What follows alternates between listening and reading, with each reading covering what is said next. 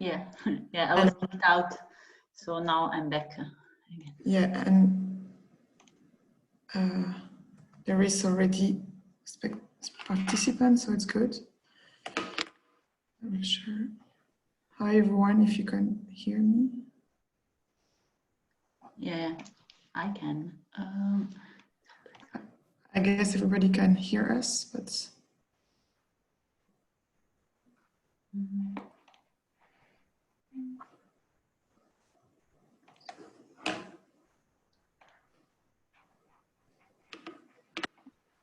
See.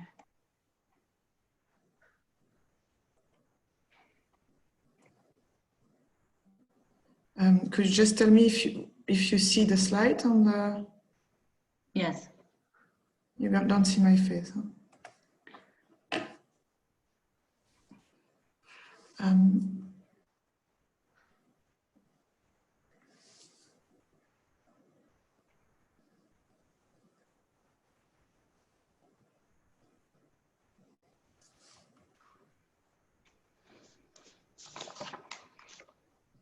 Juste pour tester, est-ce que Delphine, tu m'entends?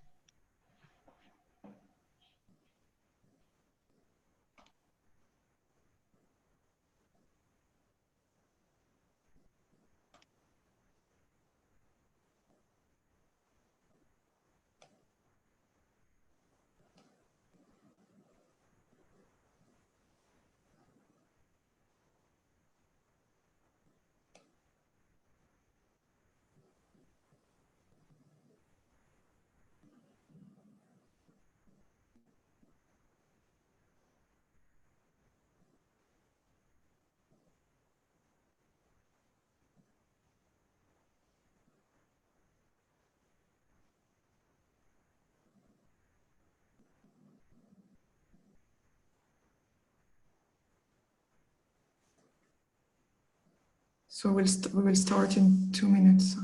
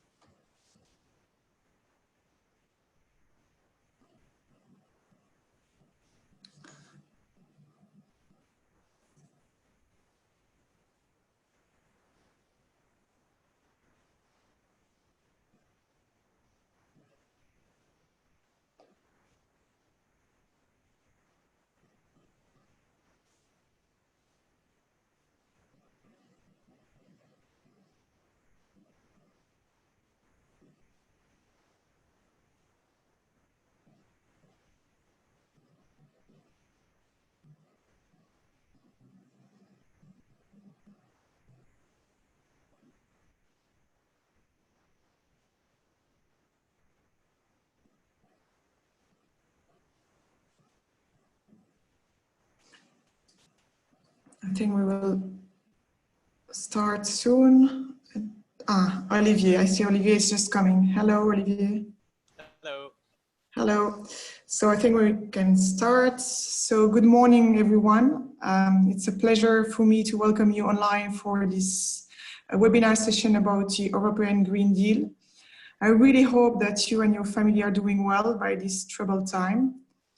I would like to thank Lorena Sorrentino from CSR Europe, who will explain the European Green Deal, and Olivier Bays from Bonds Beter Leefmilieu, who will give us a civil society perspective. As you can hear, this session will be in English. Just before starting, I would like to remind you the concept of the webinar at the shift. So the idea is to address relevant topics around sustainable development by letting our members share their knowledge and experience around one specific topic. It allows us to reach a broader number of people, to be more flexible, and to avoid some topics we don't especially tackle through our main program. As I already said, so the session, the session will start with Lorena, then Olivier, and if you have questions, please feel free to ask them during the Q&A session after the presentation. So Lorena, I would like to invite you to present the European Green Deal. Thank you, Eglantine. I hope everybody hears me well, and I want to reiterate what you just said. I hope that everybody is okay together with your families in these very difficult times. So today I have the opportunity to guide you through one of the major initiatives of this new commission around sustainable development, and I will try to share my video, but I think, Eglantine, you have to stop sharing because I cannot until, yeah, okay. So let's do like this. I hope you can see it. Yes. Right? Okay. So as I said, today I will guide you through this flagship initiative of the new Commission. And in particular, I will give you more details about some major actions that they have put in place, but also how businesses can contribute and benefit from it. So before going into details of the Green Deal, I just wanted to also set the context for the discussion today and the context in which this Green Deal takes place. We are at the moment having a new commission, as all of you might know, since December, where for the first time we really see a strong policy direction to have sustainability as the new growth strategy for Europe. And this is very evident, and we will see it in this European Green Deal, but also in a number of other initiatives that this Commission has put in motion, including a new industrial strategy, but also a number of measures to make sure that EU is ready for the digital age and the transformation related to digitalization. Also an important element for the discussion today is the fact that this Commission is really trying to make sure that the UN Sustainable Development Goals, the SDGs, are mainstreamed in all EU policies. And as a matter of fact, since this new Commission took office, now all of the group of commissioners, the college, is jointly responsible for the implementation of the Agenda 2030. There is also a dedicated commissioners that are overseeing the implementation of these goals, but also the SDGs have become one of the criteria that the Commission will use to assess the economic progress of member states. This process is called the European semester and usually is based on economic indicators, but it's very important to see that now the Commission will also use the SDGs as a criteria.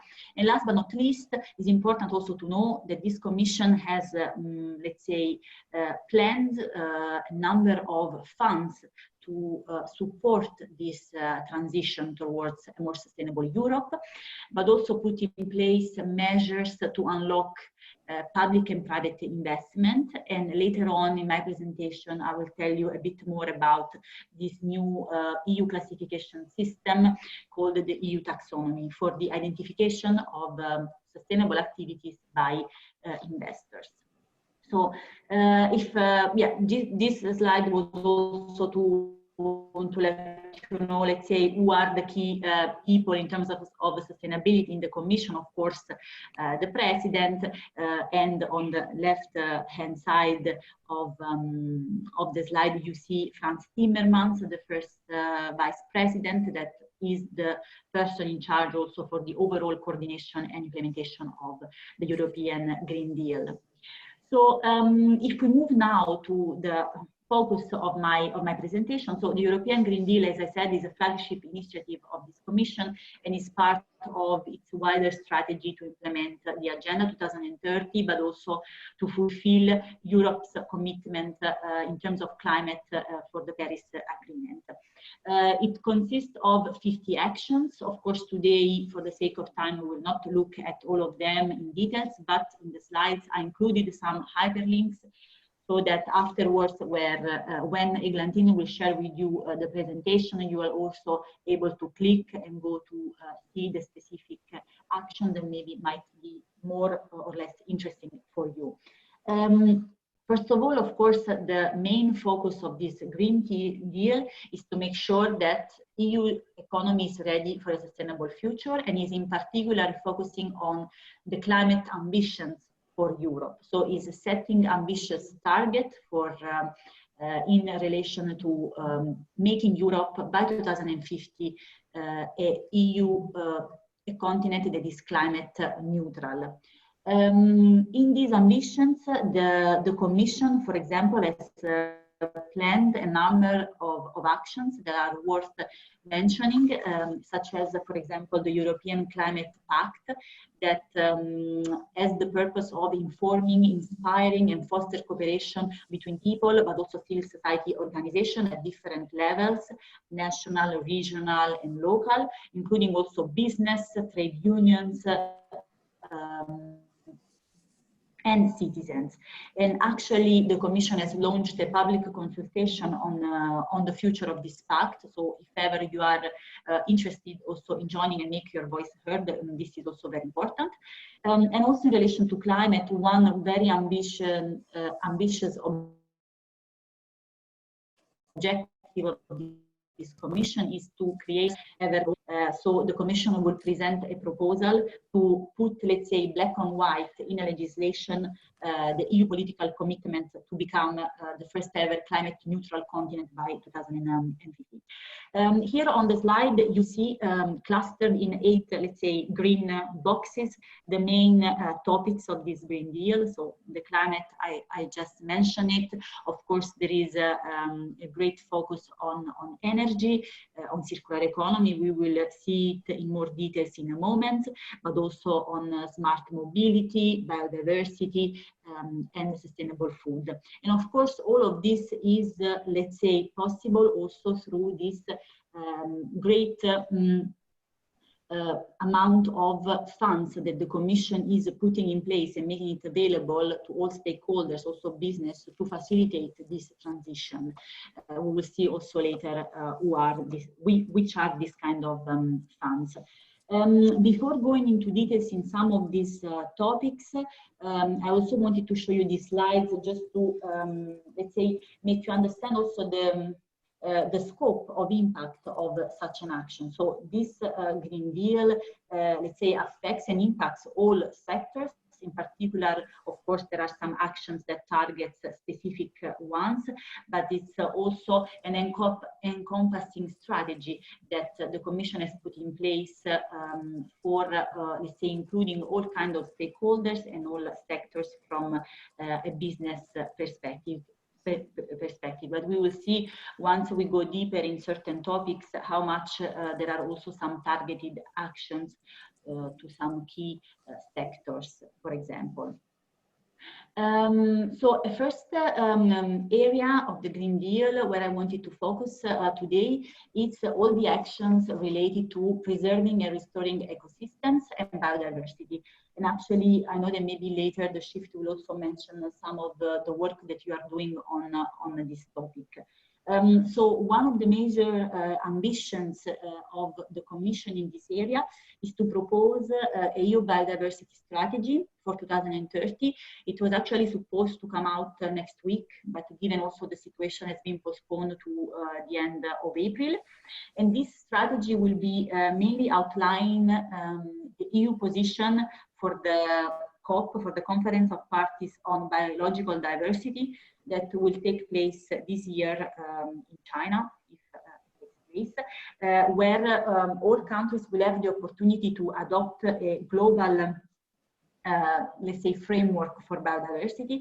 So Europe, would like to play there a leading role. And so this strategy will set, let's say, the EU commitments to reduce the biodiversity loss and also play this leading role at international level.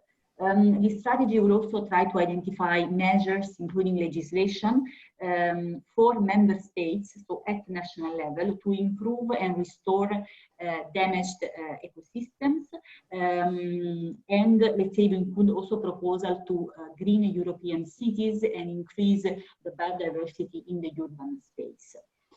Speaking also about ecosystems and preserving the natural capital of Europe, another important element in this section is also the fact that the Commission will prepare a new EU forest strategy that will have as key objectives effective afforestation and forest preservation around Europe, and also will, let's say, bring up and give even more importance to the role of the blue economy, especially for what it concerns, let's say, tackling also climate change, because the role of oceans in mitigating and adapting climate change is increasingly important and recognized. Then zooming in another, let's say, major area of this Green Deal, it's about energy. Of course, some of the measures are related on how much the EU is able to supply clean, affordable, and secure energy. Many of these measures, of the measures in this field, will relate also to the policy framework, to some legislation.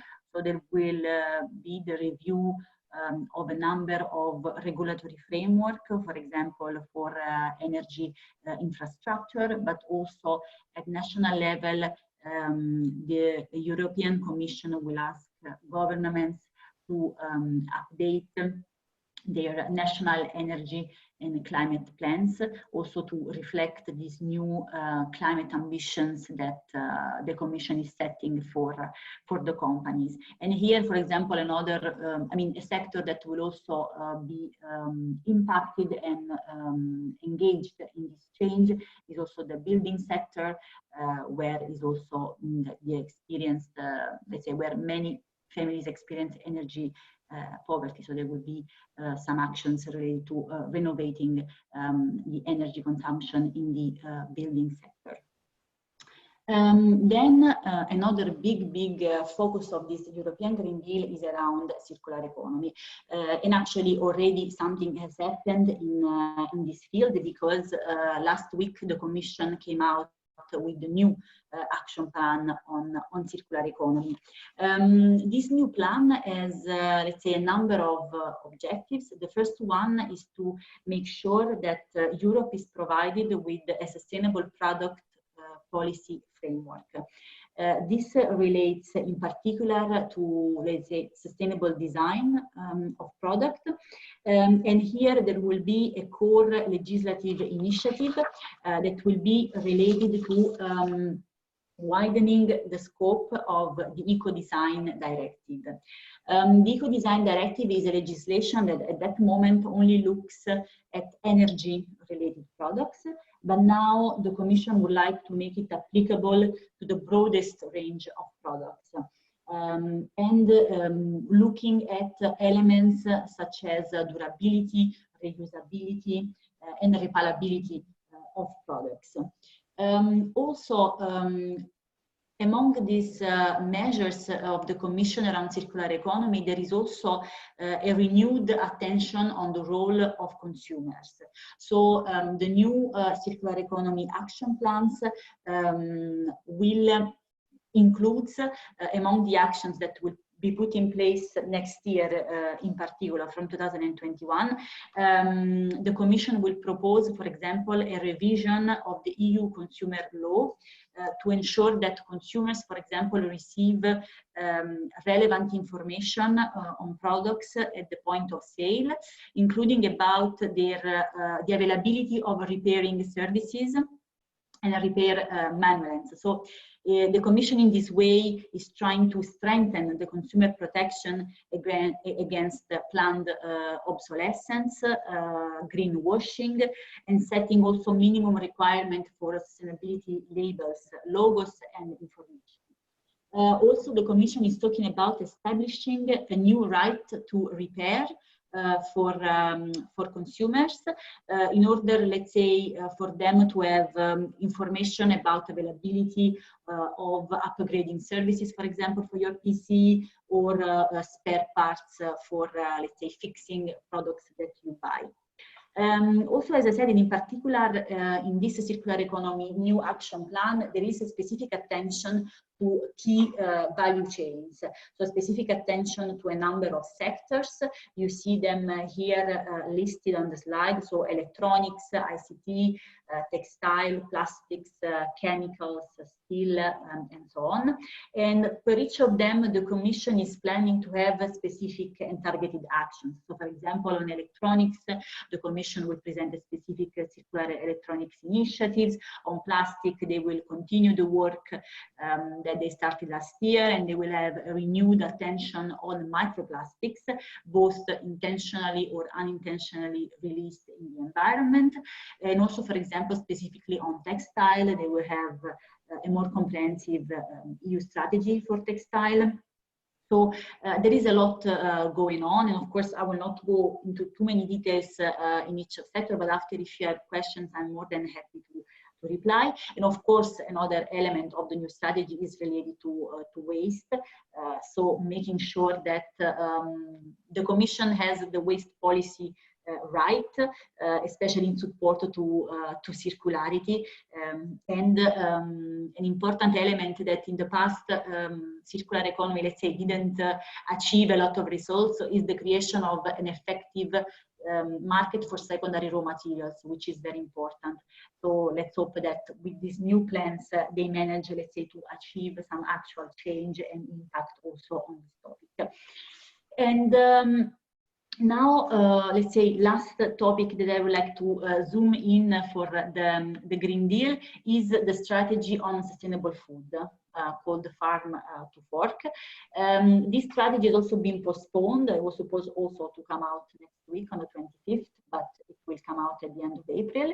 And here, let's say, the strategic plan of the Commission is to use this strategy to reduce significantly the use, for example, of chemicals and pesticides, as well of fertilizers and antibiotics. And the Commission will identify, therefore, with this strategy, a number of measures, including legislation, that are needed to bring the change. Also, with this strategy, the Commission will try to fulfill the commitments taken at global level around, for example, food waste, and will also have a specific attention on labeling. So also here, attention for customers, labeling that will be based on the environmental footprint of food.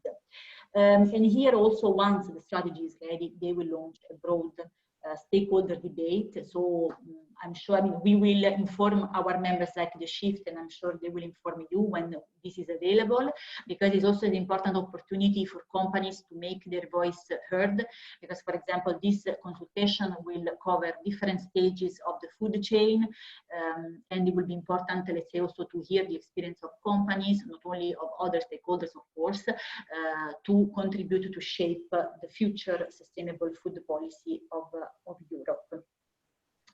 Now, there are a lot of measures, I said, a lot of good plans, but what is also important is that this commission is, let's say, planning to have a number of funds to support this transition, and also put in place a number of measures to unlock private and public investment. And that's why I also wanted to mention here this EU classification of sustainable activities for investors, the EU taxonomy. It actually has been officially agreed at EU level in the past months. And I think it's very important because there's an impact also for companies that will have to disclose information that are relevant for investors to take the decision to invest in your activities if they fall in the category of sustainable activities.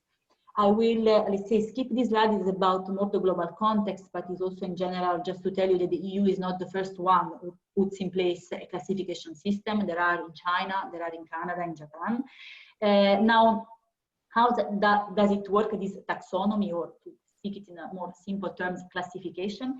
It's a system through which investors are able to identify in an easier way what are sustainable activities. For the moment, the discussion at European level have only looked at the environmental aspects. And you will see it now when I tell you a bit about the topics that they looked at. But the plan is, let's say, to look at the social aspects in the years to come. So the Commission has established, as part of the sustainable finance work, a technical expert group that last year has worked on identifying these criteria. So how an investor can identify sustainable activities. A sustainable activity, according to this new classification, is an activity, first of all, that give a contribution to at least one of the 6 environmental objectives that you see on the right-hand side of this slide. So you see, it's about environment, it's about the climate change mitigation, climate change adaptation, and then it includes circular economy, biodiversity, and others. The second criteria for, let's say, a business activity to be considered sustainable is that it doesn't harm any of the other objectives, so the same that I just listed, and then that it meets minimum social safeguards. This means that, of course, meets standards related to labor, for example, the ones established by the ILO Convention or the UN Guiding Principles on Business and Human Rights. Now, as I said, the discussion has taken place last year. There was an agreement on the Commission proposal last January, and this classification system will become binding as of 2021. And of course has an important impact, not only for investors, but also for the companies that will have to disclose the information and will have to make sure that investors have the right info to take their decisions, but also EU and member states when they set the labels and the standards at national level that have to be taken into account. This was just to tell you that there is also this important step, and this will have a number of impact also in terms of accelerating the financing of green activities, for example, mainstreaming even more green bonds in the EU, because of course having a common standard has the potential to boost the investment to this type of financial instrument. Of course, this initiative also enables more comparability of the financial portfolios and also avoid the so-called greenwashing, because it gives more clear rules. Speaking still about the financing of this transition, I also wanted to highlight how can enterprises and industry benefit from the Green Deal, in the sense that, and you see it, let's say, in the circled part, there are a number of funds that the Commission has put in place and available for companies and stakeholders of different kinds at European, but also at national level. So it's important also for you to know that there are a number of funds available, like the European Social Fund, this new Sustainable Europe Investment Plan, which has a specific also fund on the just transition. So to make sure that all actors in Europe, regions, and areas are, let's say, they are not left behind in this change. And also an important role will be played in this by the European Investment Bank, that is, let's say, shifting towards becoming a proper climate bank, since more than 50% of their portfolio will be dedicated to climate-related investments. Also, of course, industry. And after I will try to close, because I know the time is running. Also, enterprises and industry can contribute, of course, to the Green Deal through their actions, through their sustainability strategy, through collaborative actions facilitated by organizations like The Shift and us, as CSR Europe. And that's why I wanted to mention what we have, let's say, what we are cooking in our kitchen for the next month, that is for the next month to come, actually, that is the launch of a pact for sustainable industry, where we would like to involve companies from all over Europe to support the Green Deal and also the new EU industrial strategy through collaboration at sectorial and cross-sectorial level to really reach impact, because the objectives and the ambitions of this new commission are very big, and we need to have, let's say, also big actions to contribute to that and to really reach the impact that these actions have the potential to have. So we actually started just very quickly through a CEO call that last year gathered almost 400 companies, CEOs of companies all over Europe that engaged in this call, let's say, to show how much business care about the sustainable transformation of Europe. And now we want to transform it in something more practical. So we did this call that was addressed to the EU policy leaders. And now this year we would like to launch this pact. Actually, we were supposed to launch it in June at our annual SDG Summit, but probably will be postponed given the situation. But just in a nutshell, with this pact, we would like to engage companies, but also industry sectors that have also the potential to have a more systemic impact at the general level, to develop mature strategy and to equip their companies in their environmental, social, and digital transformation through dialogue and capacity building at sectors level. But also we would like to facilitate the collaboration of companies from the same sector or from different sectors to develop scalable solutions and reach more impact. And on this, we have already been active as CSR Europe in a number of sectors, like the automotive, the rubber one, where we facilitate collaboration among companies that want to find together solutions to today's problems. So let's say I will close it like this. Of course, this can be done also through our national partners, like the Shift. And indeed, this most probably will not happen the summit in June, but is where, when we will have it, we will launch this pact, and we will have a number of activities related to that. So I think my time is up, so I will close it. Thank you, and after, if you have questions, I'm more than happy to reply. Thank you. Thank you, Lorena. I see that we already received questions from participants, but we will answer them maybe during the Q&A. I will just give the floor to Olivier Abeys from the Bon Beter Leefmilieu, who will give us his vision about the European Green Deal. So, and also I would like to mention that Olivier is one of our Gentee. So thank you, Olivier, and I give you the floor to give you. Hi, yeah, thank you very much. I hope everyone can hear me. Could you let me know if... Yes, I think it's okay. Okay. Yeah. So just a brief word of background on my focus. So I work on policy, and more specifically circular economy, and recently the industrial transition in a more general sense as well. So I will perhaps focus more on that, and I won't dwell much on for example, farm to fork strategy that I don't know very well. And in these 10 minutes or so, I would like to just briefly reflect on maybe the context of the Green Deal, and also mention, okay, what can the current situation with regards to the coronavirus mean on this Green Deal, because I think this will have a massive impact on how the program will proceed in the coming months and probably years. And then if there's some time, I can wrap it up with a few specific topics, for example, on the Circular Economy Action Plan or the Industrial Strategy. So just to start, overall, this Green Deal is pretty much what we wanted. So it's a program designed to redirect the economy as a whole.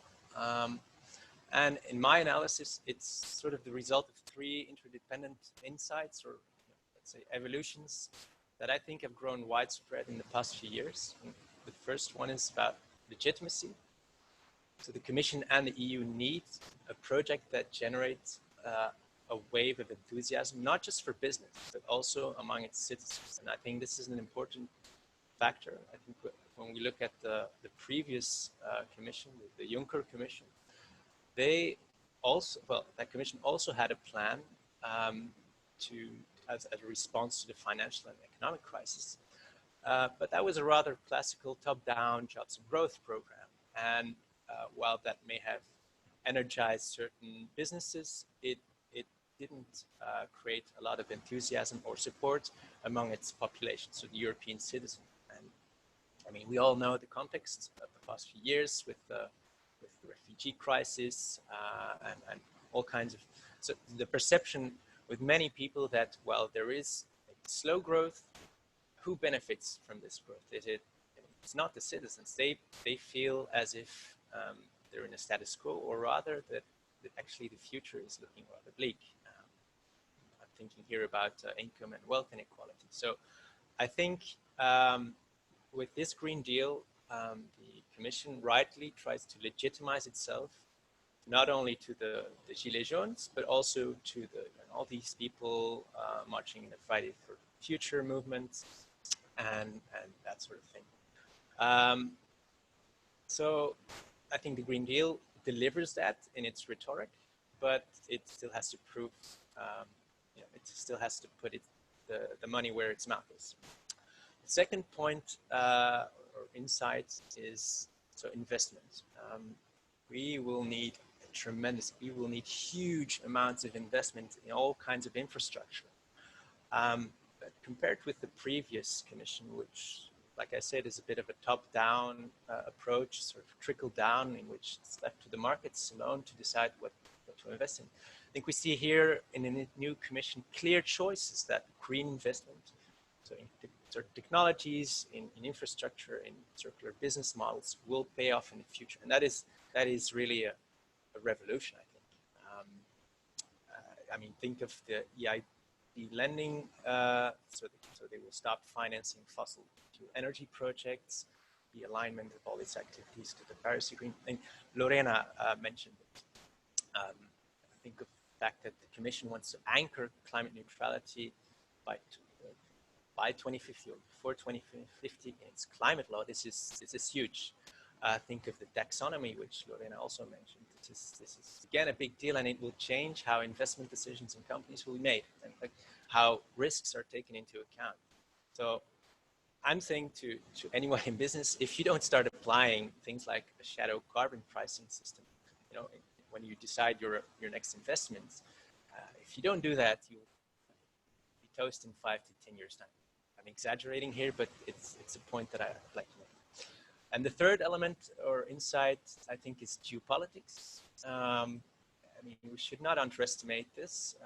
If we want to pull off a Green Deal like this, then it is inevitable that the EU needs to use its economic weight around the world more effectively, its trade policy, for example, and also more importantly by setting standards. And we often forget that actually the world still looks to Europe when it comes to setting standards. Just one example, the GDPR. I mean, like Facebook is actually a lobbyist for the EU GDPR right now. So I think with our product policy, the things that Lorena mentioned, we can actually aim for a race to the top rather than a race to the bottom. And I think from the environmental movement, this is, yeah, we see this as a once in a lifetime opportunity, basically, to achieve that. Now, the point that I also want to make is this will require careful climate diplomacy. And like, okay, many businesses work internationally, but there's also certain businesses that are more important in some areas of the world than others. And like President Trump and his war on China and part also on Europe with regards to trade, this is an important point. Let me take the carbon border adjustment mechanism. For those who don't know it, so it's the Commission wants to levy a tax on carbon intensive goods that are imported in the European Union. And this is actually very important because without it, I mean, we could put into question the Green Deal. What would happen if the European Union alone sets higher climate ambition? Then certain companies might decide to move out of Europe. So one can be pessimistic about this proposal and argue that it risks antagonizing China or the US, but we can also look at it more positively and argue that a WTO compliant border tax, which is hard, but it is feasible, we think, can be a way to incentivize carbon pricing for especially the heavy industry all over the world. So to create a level playing field. And just to give you an example, so instead of, let's take China. China exports all kinds of goods like steel or whatever, and instead of these companies having to pay a carbon price to the EU, it's actually in the best interest of China to collect that carbon cost themselves and use it to modernize and clean up their production facilities. So again, if you play it right, it could be a race to the top. And I think when we look at certain examples in the past, for example, the levy that the European Union wanted to impose on flights into Europe a few years back, I think 4 or 5 years back, the main problem there is that the EU didn't engage in climate diplomacy. It just said, okay, we're going to impose a levy on flights and then everyone will agree, but that's not the reality. But I won't dwell on that for too long because it's a big topic in itself. So I wanted to say a few words about Corona. I think the main conclusion here already is that the Green Deal is possible. We already see governments stepping in to prop up the economy. And we will build up massive new debt. So we see that collective action in this regard is possible. And it's, by the way, it's for the second time in 12 years. Let's think back to the financial crisis. The big question now is what will be done with this support. And then again, I think it's a good idea to look at 2008. I mean, the crisis in 2008 pretty much destroyed the momentum for climate policy back then. See, the sort of CO2 certificates for the ETS sectors were dirt cheap for years, oil prices as well. And it just undermined all the incentives for investments in CO2 or in low carbon technology in the heavy industry. And another question parallel to this is whether the Green Deal finance as it was proposed is enough really. To put into perspective, we spent I think like 4 trillion or 4.2 trillion euros to save Europe's financial sector, whereas in a few years' time, whereas the Green Deal only plans to invest 1 trillion euros over a 10-year period. And even worse, those 4.2 trillion euros were new funds. The Green Deal money is basically recycled money. So while it is good that it is put to use for the green transition, I think there's only like 7.5 billion euros in new budget commitments. While this is a point of criticism, the Commission intends to waste 29 billion euros on unnecessary gas projects in the EU list of projects of common interest. I mean, this is a point of criticism, but we really need to think of okay, now that we're going to invest massively to prop up economies, what are we going to do that? And from our perspective, so the environmental movement, okay, if companies or certain industries come asking for bailouts and other types of assistance, we think it's strategically important to attach conditions to make sure that actually bailouts are structured in ways that transform these sectors so that they become part of a new economy, one that is really focused on the Green Deal ambitions enshrined in documents in the European Commission's communication.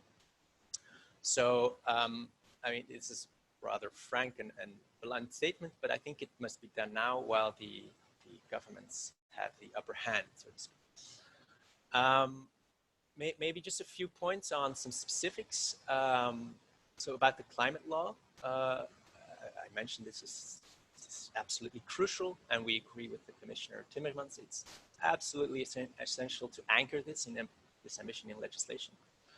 If we look at like Poland or the Czech Republic leader, who now publicly say they want to, or they advocate pushing aside the Green Deal because there's a Corona crisis. No, this is absolutely the point, that we need to enshrine this in law so that so we prevent that climate is pushed off the table whenever there's a new crisis. And we know that there's a crisis every few years. So, you know, we need this. And well, we also think that the timing is not right. The Commission has said that final decision on upgrading the 2030 targets will be postponed until later this year.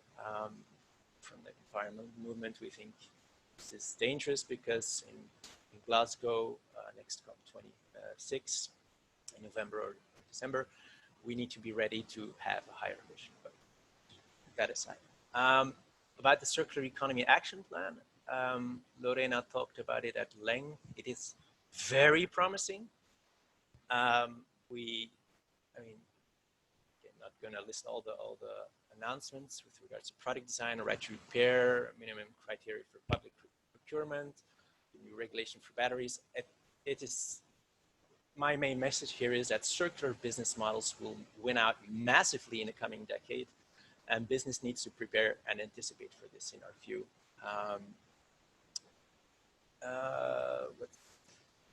The one thing, well, we have a few maybe regrets, that is specifically with regards to the heavy industry. So we would have liked, actually, there would be criteria with regards to carbon neutrality for materials, and specifically the heavy industry like steel, chemicals, and all that stuff. And we kind of hoped it would feature in the industrial strategy, but on the whole, as opposed to the Circular Economy Action Plan, that strategy lacks substance, really falls short of setting clear carbon reduction targets. But on the other hand, it is definitely an improvement because as you read the strategy, it's worth remembering that the EU has had a new industrial policy practically every 2 years over the last 10 years or so. But these were largely, let's say, stock-taking exercises, which vague statements about the importance of SMEs, skills, or supply chains, but they barely touched on climate ambition or circularity. And so the big change here is now that you can't dismiss it now. There will be initiatives, instruments. So that's the positive side. But we really think there is a lack of concrete policies there, and the Commission is delaying like a specific stance on the most controversial elements of its policy, like the border carbon adjustment, which is pushed to next year. Maybe that's because there might be a next president in the United States by next year. So that might be from a strategic point of view, it might be a good thing, but yeah, with regards to competition policy, there's not really much in there that we like, or that it doesn't come across as very assertive or very geopolitical at the moment. But I mean, I've been talking for a long time. Actually, I have made an analysis of both the Circular Economy Action Plan and the Industrial Strategy. For those who are interested, might just comment that in the chat, and you could read it. So yeah, I'll leave some time for the Q&A. I'm sure many people have questions specifically, like practical, with regards to the Green Deal.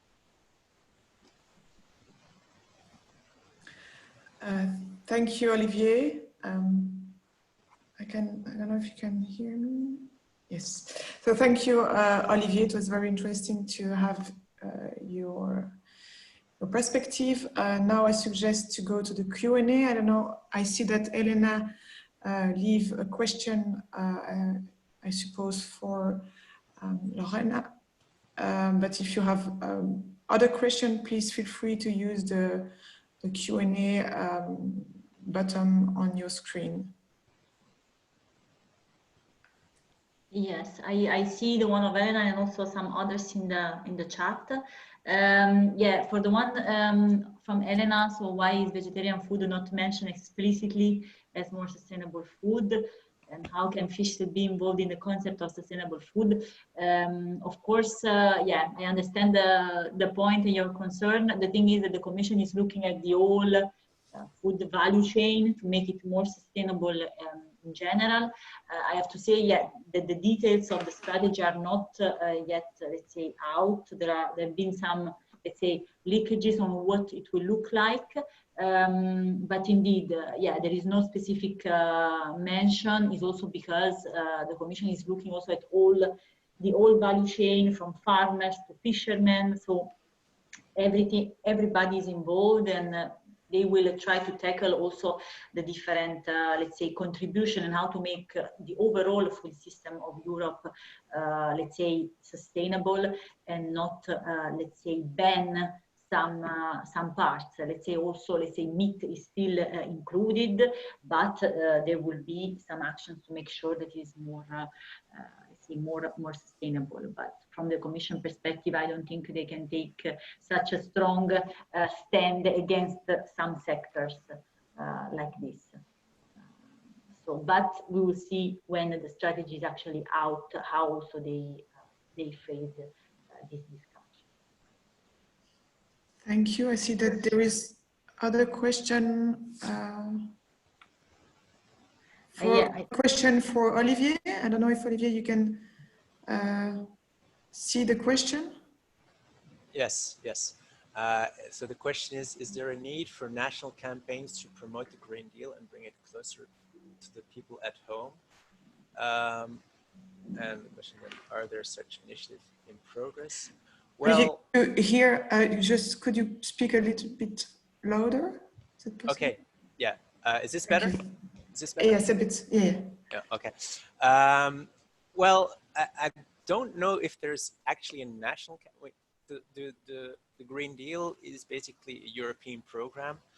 And actually it's now up to the member states and also the European Parliament, of course, to play its role. What we would like is that national governments such as ours actually integrate all of the elements addressed in this Green Deal in their own government program.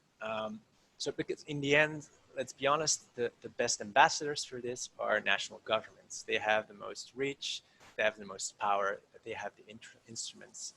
They can actually make sure that this European Green Deal is complementary to their national policies. Now, unfortunately, I think we don't have a federal government. We had a caretaker government, and so this has not happened. On the Flemish level, I don't know about the situation in Wallonia, but in any case, on the Flemish level, this has been very disappointing. I think there was a real occasion to really put this forward, but on a number of issues, specifically on climate, the ambition wasn't there. On a personal level, so we from the environmental movement, while we are critical of a lot of issues, we try to, yeah, I mean, we don't have a specific campaign on this, but we do try to put this Green Deal in a positive daylight, and we try to, the people that we talk to, the people that we reach, we try to stimulate a positive view on this. But it's true that I mean, we need more than that. So we hope that actually the business community also picks this up and especially sees the opportunities. And it would be nice to hear from some companies that make big decisions, to hear why they made these decisions. I mean, it could be related to the SDG framework, but it could also be because they anticipate all kinds of new initiatives from the European level. I think if that gets across in media, that might also create a wave of enthusiasm. Thank you, Olivier. We have here a question: to which extent the Green Deal extends to the imports of foods, such as tropical foods, and what instruments will be available to make this international chain more sustainable? Well, yeah, it's a very specific question. Maybe I will have a look and get back to you, Lud, because for the moment, there are no. I mean, the sustainable food strategy is not out, but for what I can see, the strategy will focus on the internal market. For the moment, there is no. Of course, there is mention on how to, let's say, support organic fruit and vegetables. So to make, let's say, to support the environmental ambitions of Europe, but about import of food from outside of Europe, I mean, there is no indication that this will be part of the strategy. But I can, double check, and in case I will get back to you. But I don't think there is. But if it's okay, I will share your presentation with your email and Olivier's email. Yeah. There is more question on the chat. There is more question now on the Q&A. I see here, where can I find more information concerning the ambition for the textile sector? Will the lesson learned from the food sector, for instance, labeling to inform consumer, be bundled so we can learn from this in other sectors? Yeah, for the strategy on textile, I included in the slides a link to the action plan. So there you will see the specific actions or the ambitions, at least, that are foreseen for the textile strategy, that anyway is foreseen to be published in 2021. But you will see in the slide there is a link to the new circular economy action plan, so you can find it there. And for the other question, I think indeed the Commission for all, let's say, the attention around consumers and the labeling part will take, let's say, lessons from what has been already done in the food sectors and others to inform consumers about it. Thank you. I see another question from Theo Vaz. So minimum social standards seems not to receive much attention, or is it this part still coming? I think you are sorry, if you want to.